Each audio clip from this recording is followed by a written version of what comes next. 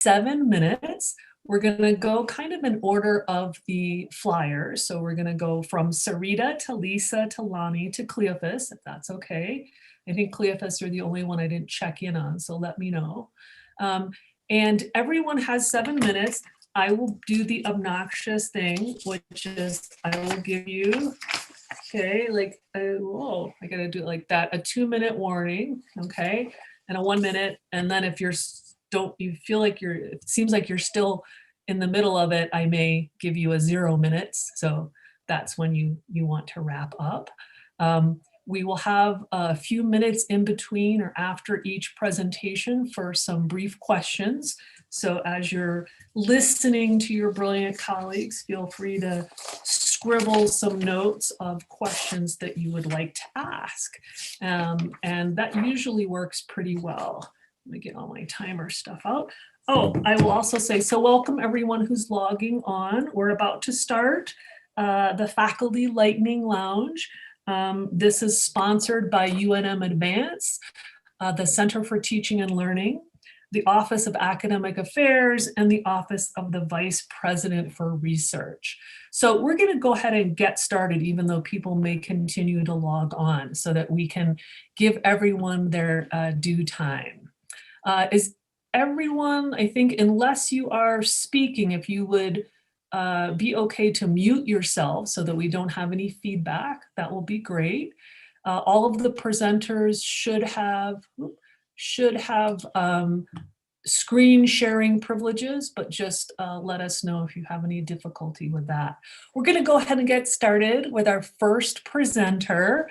It's my great pleasure to introduce Professor Sarita Cargas, who's an associate professor in the Honors College and is also the PI for a UNM Student Basic Needs project. And she's going to talk today about Hungry for Human Rights, meeting our students' basic needs. Thank you, Sarita. Thank you very much. I am screen sharing.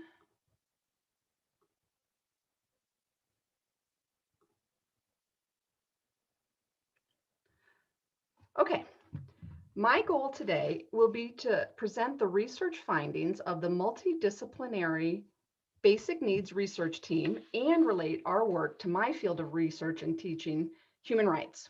My goal today is to answer the question, if basic needs, i.e. food and shelter, are human rights, and several thousand UNM students do not have them securely, what then is the university's responsibility as a social institution in ensuring the right to food and shelter? First, the research, meet the team, which we split into two, as one group really wanted to focus on research design and data collection, and there were others who wanted to focus on researching solutions. Of course, we all have the goal of implementing changes at UNM based on data. While not part of the basic needs research team per se, I would be remiss if I didn't mention there is a provost level steering committee consisting of some of us and the women who run Lobo Respect. Last April, we began our longitudinal study and emailed 12,000 students using a stratified random sampling method. We included undergrads, grads, professional students, as well as international students. In fact, tomorrow we begin round 2 of data collection as our survey will be sent out for the second year. For the sake of time, I am going to focus on food security. Housing security prevalence followed similar patterns though. The USDA survey we used adds low and very low food security together to indicate the extent of food insecurity. Almost 32% of our students are food insecure, with 17% of them being very food insecure, which includes skipping meals and going hungry at times. Extrapolating from our sample suggests as many as 6,000 UNM students are food insecure and 3,000 very food insecure. As you can see from this slide, the problem affects all levels of students at UNM. Consistent with other studies, undergraduates suffer it more than graduate students, but it does affect all groups. However, it hits certain populations much harder than others. Our American Indian students have the highest prevalence, followed by African American, international, and then Hispanic students. Not on this slide is the prevalence among gay and lesbian students, which is about 45%.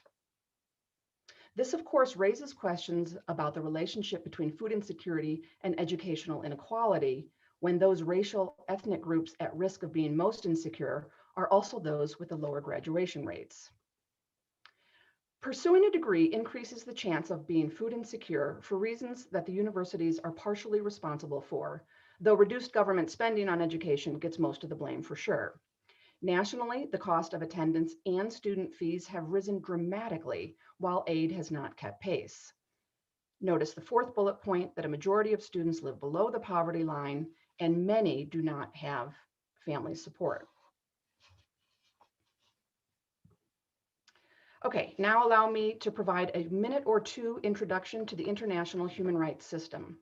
Today's movement was given birth on an exact date, December 10th, 1948, when the Universal Declaration of Human Rights was unanimously adopted at the new United Nations. The UDHR lists 30 human rights. Article 25 declares the right to food and shelter. These are among the least debatable rights in the list. Countries argued against the freedom to change religions or freedom of movement and crossing borders. Article 24, the right to rest and leisure, is controversial, but there were no arguments against the right to food and shelter. Philosopher Henry Shue includes these in his list of the most fundamental of rights. The UDHR gave birth to 8 subsequent treaties, which together lay the foundation for the human rights system. The 2 conventions that turn the right to food into law are the Covenant on Economic, Social, and Cultural Rights and the Rights of the Child. These treaties essentially instruct governments on how to treat their citizens. This whole endeavor is historic because never before had such standards for governments been declared universally. But there is a gap, a huge gap between rhetoric and reality. So we need to keep asking, who is responsible for fulfilling human rights? The US, in fact, has not signed the 2 covenants codifying the right to food.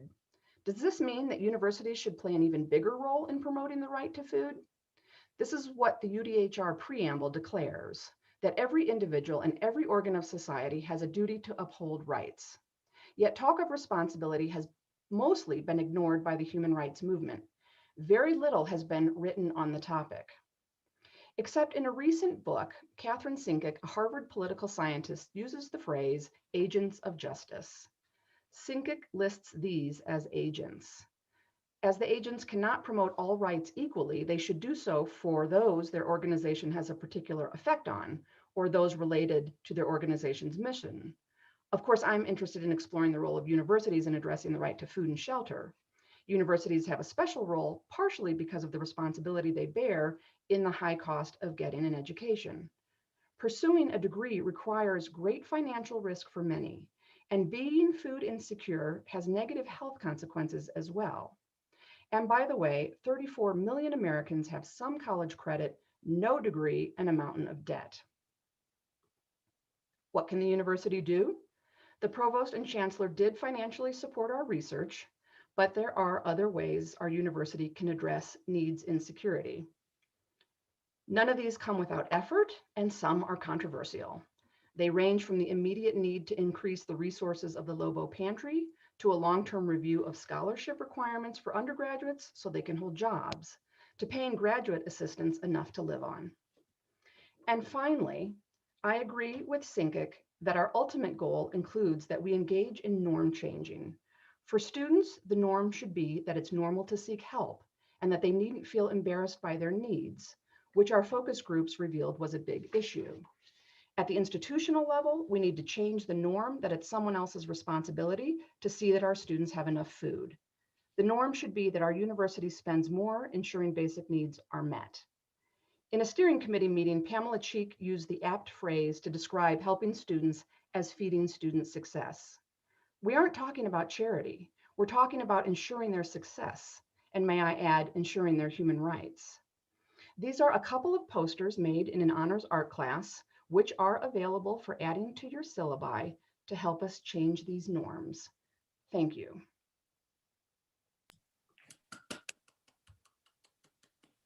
Thank you so much, Sarita. And now we have a couple of minutes for questions. Would anyone like to raise their hand or unmute themselves if you have a question for Sarita about her talk?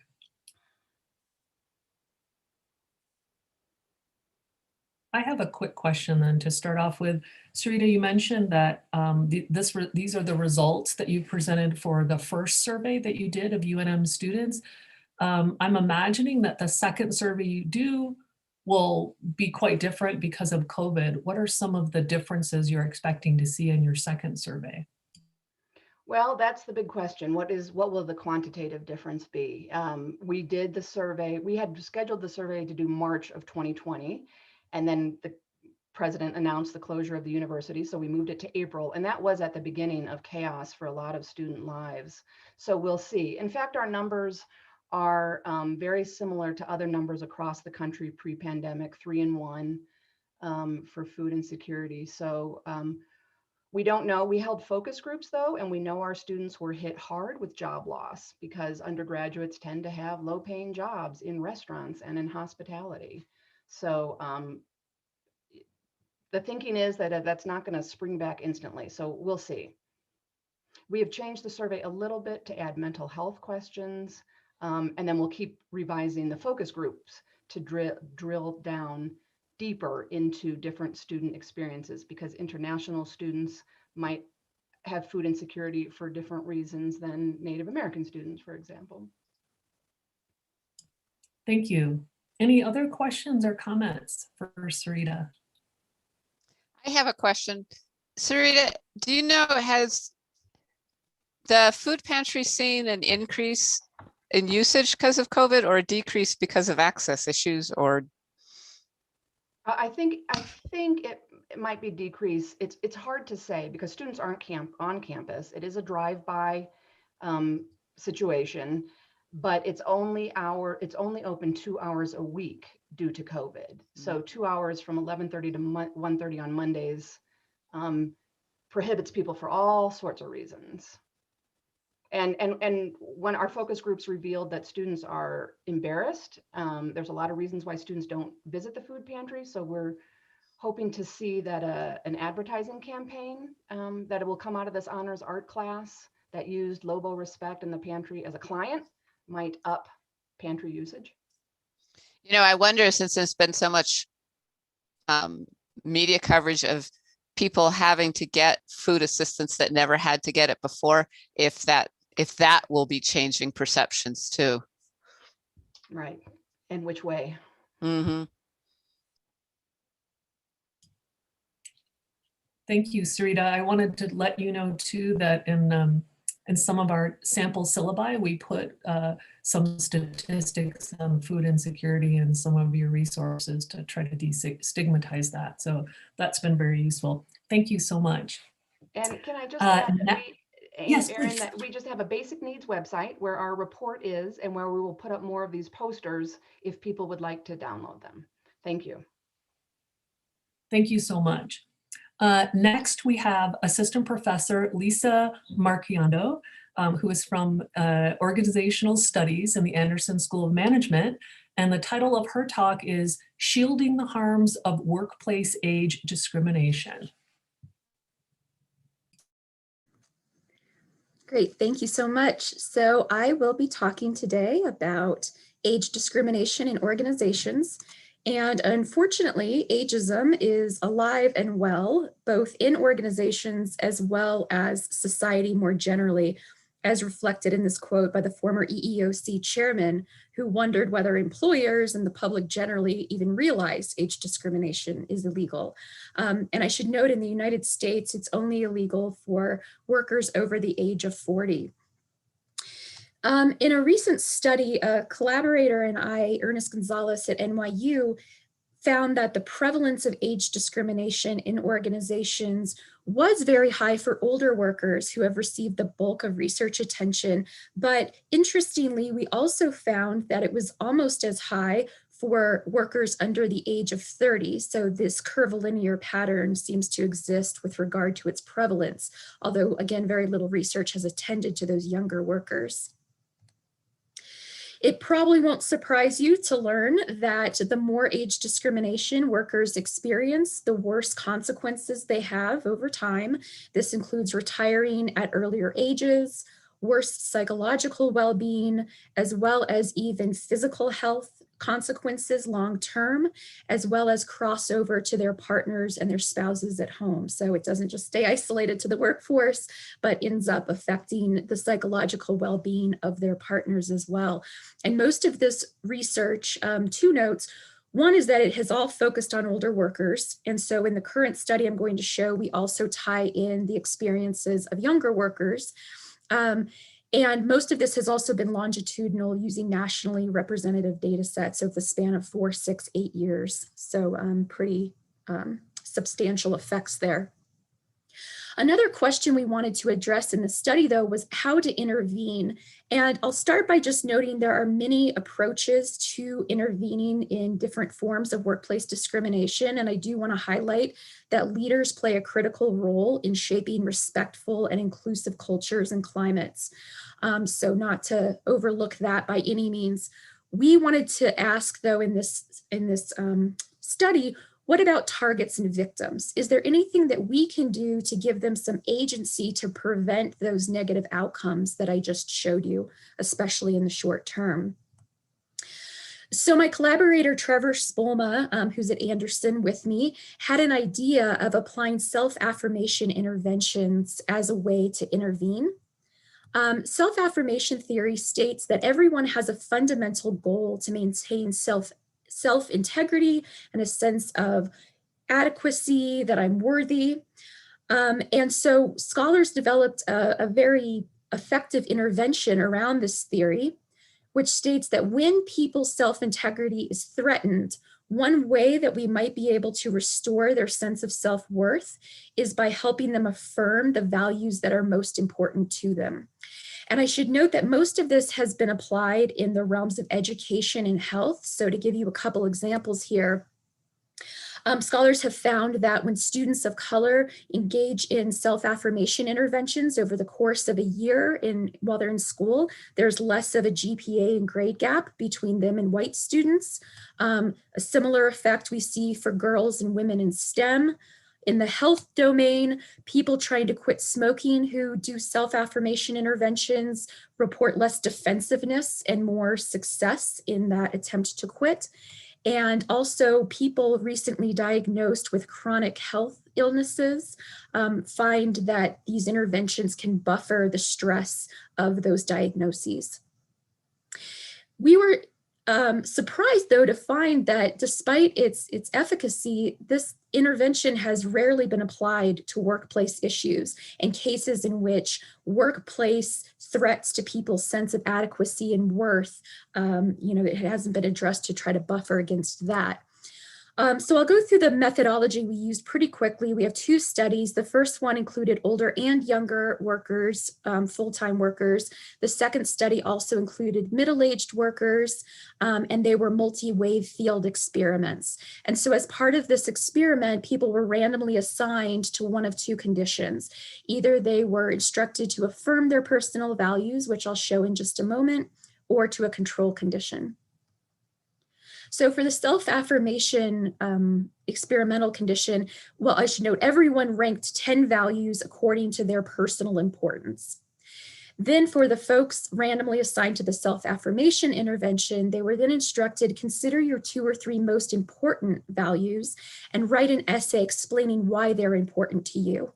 And they had to write for at least 6 minutes. Many elected to write longer than that.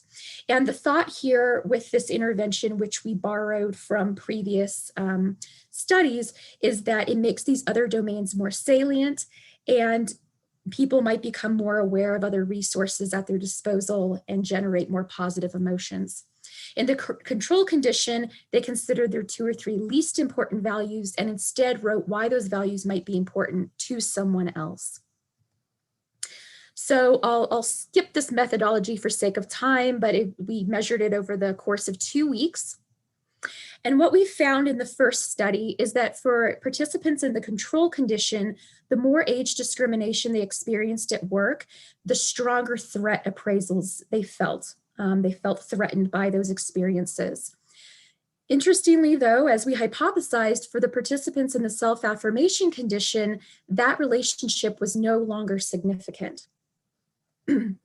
Longer term, after 2 weeks, those threat appraisals for the control participants related to more somatic health complaints as well as greater emotional exhaustion. But again, those pathways were not significant for the self-affirmation participants.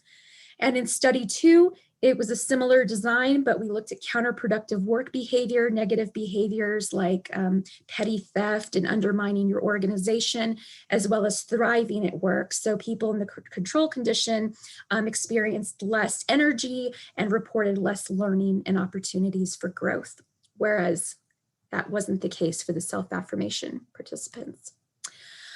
So wrapping up, age discrimination, we need multifaceted approaches, but in this study, we're finding that self-affirmations provide some agency to those targets to help them prevent the negative consequences of discrimination.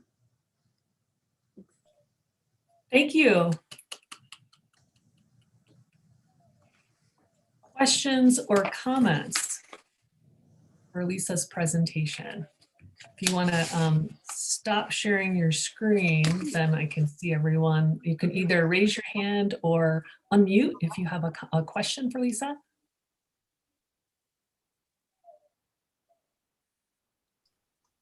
David has a question. This is really interesting. And I have to admit that until the beginning of your presentation, I hadn't thought about age discrimination in the workplace as possibly affecting young people. And I think one of the reasons I probably haven't thought that is because for any time I've been in a position to hire someone either here or in the corporate world, I never perceive obviously younger people might also be less experienced and therefore less truly, objectively less qualified for a job. So I don't know how you pull those things apart. I mean, can a young person who's been turned down for a job legally claim age discrimination? I mean, wouldn't an employer simply be able to say, well, you're not qualified, or we needed someone with more experience? And when is needing someone with more experience discriminatory? That's a fantastic question. So with regard to could they try to claim age discrimination, legally speaking, no. Since at least in the United States, only workers 40 and older are covered. So legally, no. You raise a great point though, with the measure. My colleague Ernest Gonzalez and I actually designed a measure to assess age discrimination. And one of the keys is that it's based on fairness of opportunity when you assume that, let's say you have two people who are equally qualified. So if there was somebody who didn't meet the qualifications or was didn't have the relevant work experience, I wouldn't necessarily claim that that was discriminatory. It's really when you're kind of comparing more apples to apples and have people with similar qualifications. Thanks. Great question. Paula, you have a question? Hi. So I found this also to be really interesting, and obviously in such a short talk, you can't say everything about the project, but I'm wondering what the dependent variable is, or if you could clarify that. Like, is it age discrimination or any of these other kind of adverse events, or is the dependent variable how threatened the person feels? And then I'm wondering if it's the latter, like, is this just like a palliative that then makes people complacent and not wanting to contest or join projects to actually stop the discrimination? So I'm just wondering, because one way that like a critic could interpret your talk is that, by making people feel better about themselves, like they're less threatened by bad things that are occurring. And so like everything is fine.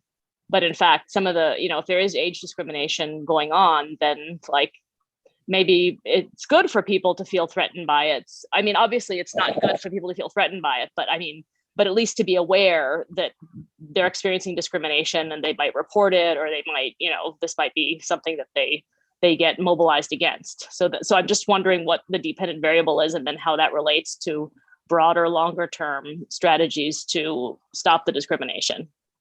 That's a wonderful point. And in fact, when we wrote the first draft of this paper, we just recently collected the second study, but when we wrote it up with the first study, we were really careful in the introductory framing to address that exact point, because we definitely don't want to send the message that, oh, well, if you can just do this intervention and then they're not bothered by it, then who cares if there's discrimination, right? So that we really made a strong point in our paper up front to say, it behooves organizations to have leaders who are establishing ethical climates and cultures. And, you know, for many, the ethical reason, of course, you shouldn't have discrimination in your organization. But even for organizations who only care about the bottom line, I mean, long term, if you have prevalent discrimination, you're going to have worse outcomes. I would argue, even if people are doing self-affirmation interventions over the course of years or decades, you probably would see a lot of negative outcomes. So we do make a point to try to say, you know, this is kind of a short term. We envision this as something that people could do in the short term, maybe while you're job hunting, or maybe while you're trying to shift assignments to work under a different manager, or maybe it is a rare thing in your organization, like it only happens once or twice, but you still don't want to experience the negative effects of it. So we envision it more in that realm. Another thing I just want to point out is one thing that's been shown with the self-affirmation intervention is that people, by thinking about, let's say, my family and friends are very important to me, I can then I can become more aware of drawing on those resources. And those people probably very well would provide a social support by saying, you need to get out of this negative work environment, or here are some ways to proactively deal with it and report it. So we hope that it also provides people with the resources to proactively address it, although we haven't studied that just yet. I also just want to add one quick thing, that I also think it's unrealistic to expect people to eliminate discrimination and bias and microaggressions completely. And so this is something that should be added to the toolkit. Thank you. Yeah, thanks. And I would note that especially with age discrimination, we see that there's a shocking amount of acceptance for it compared to other forms of discrimination. Many people will overtly say, I don't see anything wrong with it. So. Thank you, Lisa. I had one last question, unless anyone else had a question or comment, and that was, I was wondering how you thought the research would be impacted by COVID and so many older workers and younger workers losing their jobs. That's a good question. In fact, we collected our first study right as COVID was hitting. And so we did end up inserting some items in the survey to ask people how their work had been affected. And we didn't get into, I don't think we spent a ton of time analyzing that data. We did include people who maintained, let's see if Trevor is here, he might be able to, he really helped design this study. I think if people were significantly affected by it over that 2-week period, such as a sudden shift from in-person to remote, then we excluded them because of this great shift in their work environment. We study people who remain employed. So it would be interesting to see for the people who lost their jobs. I would guess that probably those outcomes would be even more severe. Thank you. Yeah, really interesting project. It sounds very important. If there aren't any other questions or comments, we're going to go to our third speaker, and we're excited to have Lani Tsinnajinnie talking about mountain springs and watershed resilience. Lani is an assistant professor in community and regional planning. Thank you. I'm gonna share my screen. Whoops, let's see.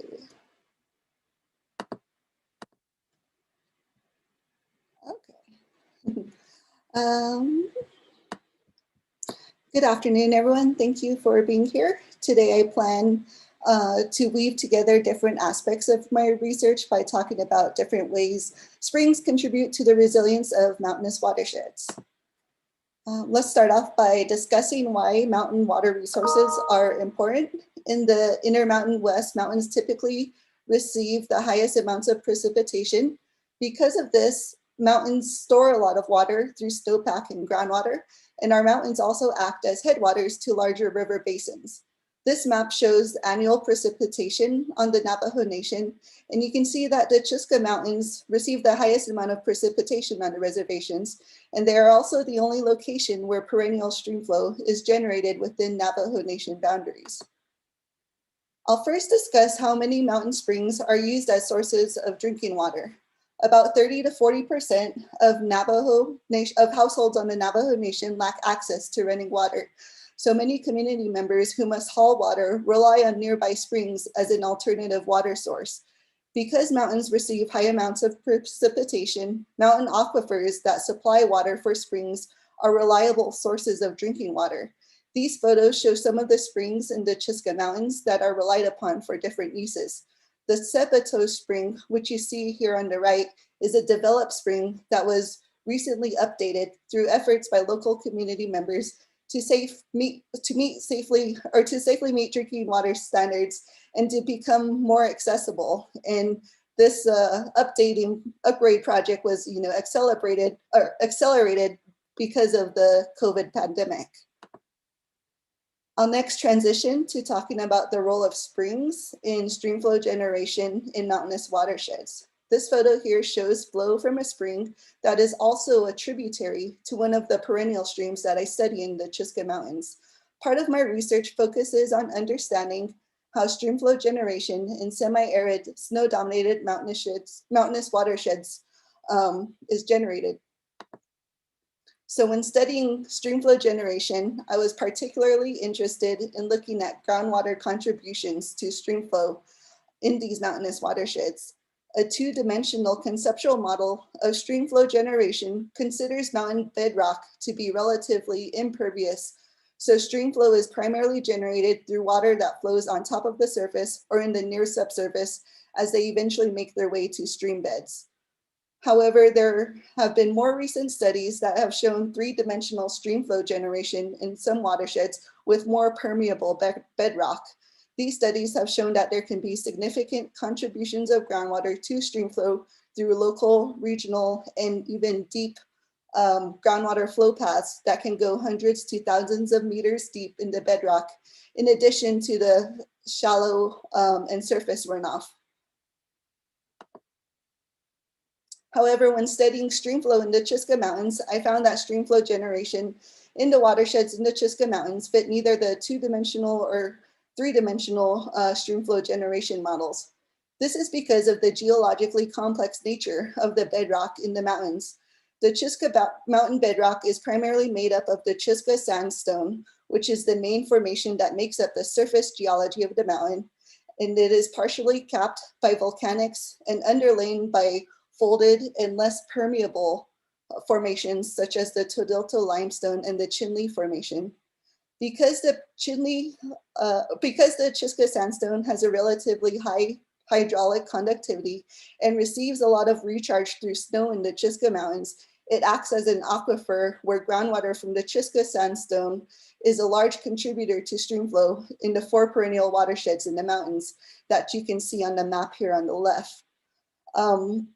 My research has shown, or what happens in these watersheds is that groundwater flowing through the Chusca sandstone are forced out to the surface as springs due to the underlying less permeable formations.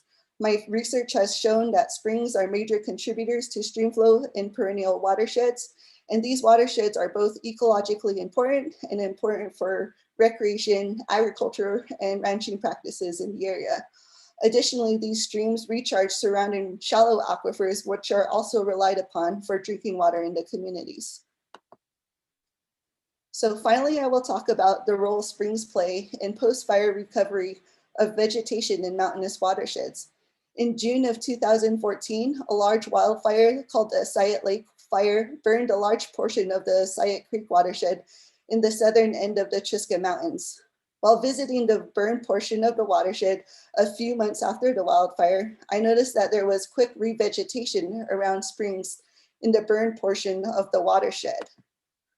To better understand the role of springs in post-fire revegetation, I set up trail cameras in the burned portion of the watershed to take daily photos of vegetation where springs were located. I also set up control cameras in between the springs.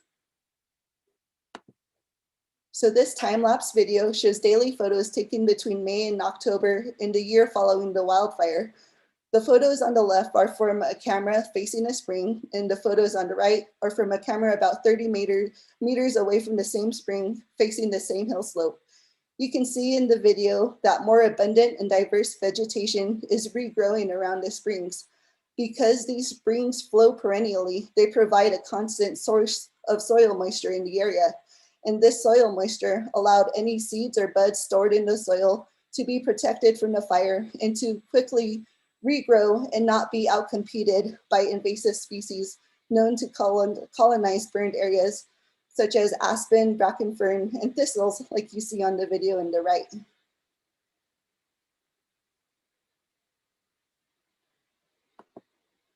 So to summarize, springs act as a source of drinking water, which is particularly important when access to running water is not available.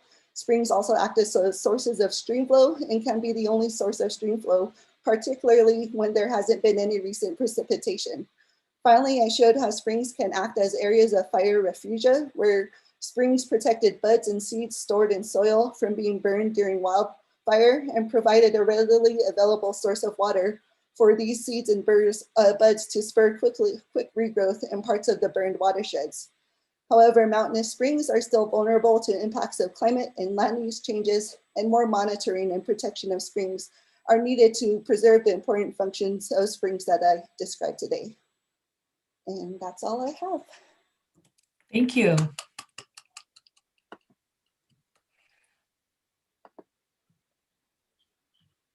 Questions or comments? Thank you very much, Lani. Anyone wants to raise their hand or unmute? Mary Jo. Hey, Lani, thank you for the presentation. So are you seeing climate change impacts on the springs you're looking at specifically? And if so, what are the impacts you're seeing at this point? Mostly from talking with community members, they've been reporting that some springs have been going dry that were normally flowing. And so that's one of the things that I plan to use the Women in STEM grant to investigate. The community members that rely on the spring for some of the springs for drinking water, and that where they recently upgraded the infrastructure for it, they want to understand how that their upgrade will impact other springs in the area, and also just like the sustainability of the springs and how vulnerable they are to climate change. So I'll be collecting data like on the residence times of the springs in the area, which will help inform me like their relative vulnerability to climate change and will give us a better idea. Thank you. I see from the chat that Rich Wood has a comment or question. Rich, did you want to ask that to Lani? Sure. Hi, Professor Tsinnajinnie. This is Rich Wood. I read about long-term expectations for climate change in New Mexico generally, but I've never actually focused on the Chusca Mountains. Do you know, what are the climate scientists saying about how heavily impacted the Chusca is likely to be under, a decade or two decade out scenarios? Yeah, I think the Navajo Nation and a lot of researchers and collaborators are really focusing on the impact of like the decreasing snow and increasing temperatures we'll have on the Chusca Mountains, because the snow plays a large role in generating stream flow and also like recharging the Chusca sandstone, which again, provides stream flow and then also recharges surrounding groundwater. I think that's something that we're concerned about, is like how snow will change, just because the Chusca Mountains are located at an elevation where there's where we have like the snow to rain transition. And so we'll start to see more precipitation as rain rather than snow, and just less snowpack in general and earlier snow melt. So just the effects of all those impacts on snow are, I think, what is like concerning a lot of people in the area. Thank you. Lani, do you want to conclude with if this is relevant with recommendations that would spring from your study? Yeah, yeah, I think the tribe is just like kind of doing all the recommendations that I'm already working on, and they've been working closely with like some of the watershed planning, community watershed planning groups in the area. But I think just overall recommendations is just to, or that I mentioned at the end of the talk, is just to consider more monitoring and protection of springs and looking at like the roles of springs beyond, you know, what like providing habitat and things like that. Thank you. Thank you so much for a really wonderful talk. Thanks. And last but not least, I'm pleased to introduce Cleophas Muneri, who's a senior lecturer in communication and journalism, and his talk is Enhancing and Broadening Online Learning Through Students' Cultural Experiences. Cleophas.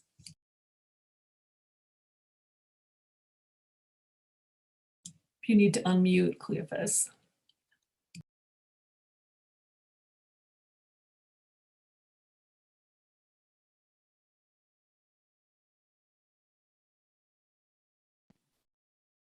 All right. Can I share my screen now? All right, good afternoon. I'm going to present on enhancing and broadening online learning through student cultural experience. Before I start, I just wanted to add that this presentation is based on my teaching online and also being a teaching fellow with the Center for Teaching and Learning, where we have been having workshops to see how best we can use online platform to reach out to all our students.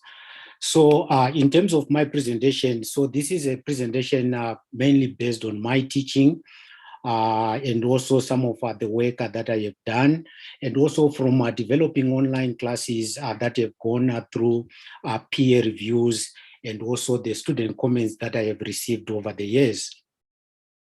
So first of all, I think why is it important for us to be talking about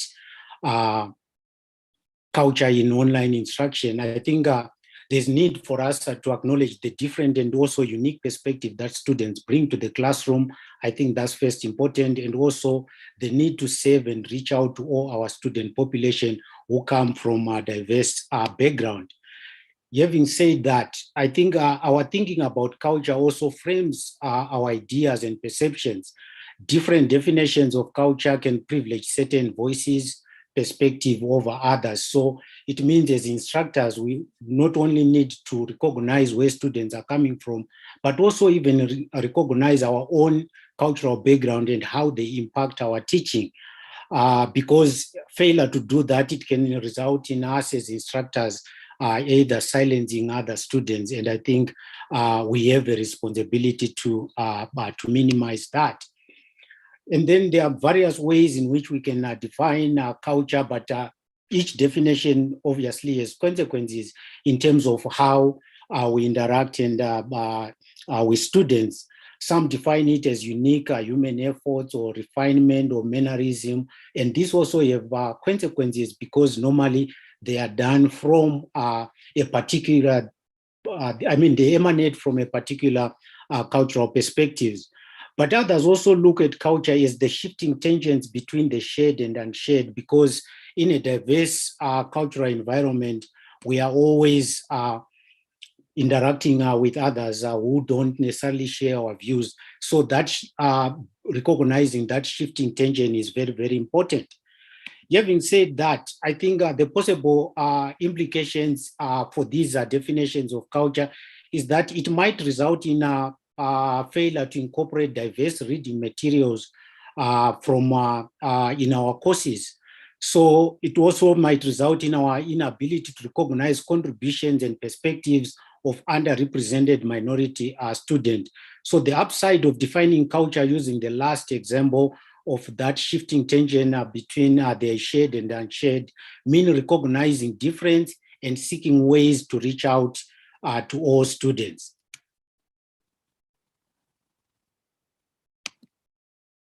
So from recognizing students' diverse cultural backgrounds, one can proceed to seek ways to tap into that cultural background to enhance students' learning. The question is, what are the online tools that can facilitate learning that speaks to student diverse cultural background? And research also supports the need to recognize and respect students' daily lived experience, because it also validates their identities and it also validates their cultural knowledge, because each student, when they are coming to class, they are bringing that. And as faculty, I think we also have a responsibility to bridge these cultural differences through culturally responsive teaching. So having said that, I think what students bring to the classroom, I think that's very important to see how best can our assignments incorporate those cultural capital that they bring to the classroom. So cultural identities and language, which might not necessarily be the same as the language used in the classroom, students also bring pre-existing knowledge to the classroom, and this can be validated through learning activities and assignments. They also bring skills and experience that might also enrich the learning, not only for themselves, but even their peers as well. So how do we translate that through our classes? We provide student choices in assignments that allows them to make a connection between their academic life and home life. Also creating opportunities for the course to analyze and critique the discipline's racial or cultural blind spots, such as challenging the assumptions, for example, that the law is objective, just as an example. Also allowing students to choose design or capstone projects that focus on community-based and accountability to their community partners. I think that's also very, very important. And then as an instructor, one can also provide a culturally enriching environment by sharing your own experience and also helping students to feel, to make them comfortable, such that their own experience are not just unique to themselves, but even yourself as an instructor, at some point in time, you had that experience. This brings me to the point about instructional cultural presence. This can be done through short videos, weekly announcement, questions and answer sessions. So questions and answer sessions tend to work best when instructors create a classroom environment where students feel safe to do so. Feedback to students is also an excellent way to have more instructor presence, where we communicate with students in a manner that fosters dialogue. For the sake of time, I won't be able to maybe go through everything, but I think where do we start? I think the syllabus is a good way to start. The syllabus should signal to students that their cultural backgrounds are welcome in the classroom and their learning is also connected to their experience. I think that's very, very important. And I think there are so many learning, UNM learning tools that we can use, such as video presentations, creating websites, recording podcasts, using journals, or even in each and every teaching module, having a question and answer question where you can be able to respond to a student question, and then other student can see the question and they can be able to learn from that. Also having group discussions and end of course wrap-up discussion, and then providing students with options that allow them to express themselves. The advantage about understanding the importance of culture is that culture also incorporates how most of our students are very adept with some of the technologies. And if we allow them to use these technologies in our teaching, we also enhance their learning. So but in a nutshell, I think these are some of the examples that I have used, such as journals, student introduction by using videos, video presentations of group projects, and many others. And I've also used what I call telling your stories through technology, because students tend also to be good at using these technologies. And if we allow them to do that, then they benefit a lot. I will stop there. Thank you so much. I know that you had a lot of material that you packed in. I appreciate everyone doing such a great job with the timing. And I'm particularly interested in the implications of your talk, but Stephen Bishop has a question, so I'm going to let him. Hello, Cleophas. So yeah, the talk was great, and I wholeheartedly agree with your suggestions. But I wanted to point out one, like, almost too obvious problem we have at UNM, which is that, you know, one of the perhaps the greatest sort of cultural leveler or way in which we make everyone's background, or not everyone's, but some students' background, identity and experience disappear, is that our instruction is almost entirely in English. And you know, Spanish would be a really obvious example of something we could encourage more in classes, but for that matter, you know, why not Swahili or Portuguese or Navajo or Arabic and so forth and so on. So I'm wondering if you've thought about how different language backgrounds could be incorporated into the classroom. Thank you so much, Stephen, for that comment. I think it's very, very important that we recognize language as a career of culture, also as a way in which people really identify themselves.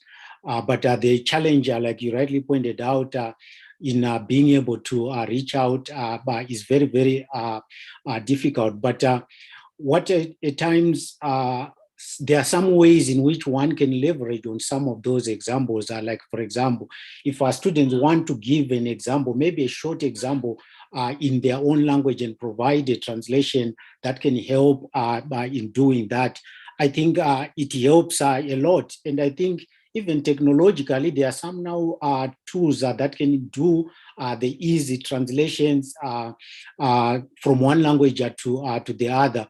But I don't know whether it's possible to just do it because these tools are available, or that will require a lot of curriculum changes in order for that to happen.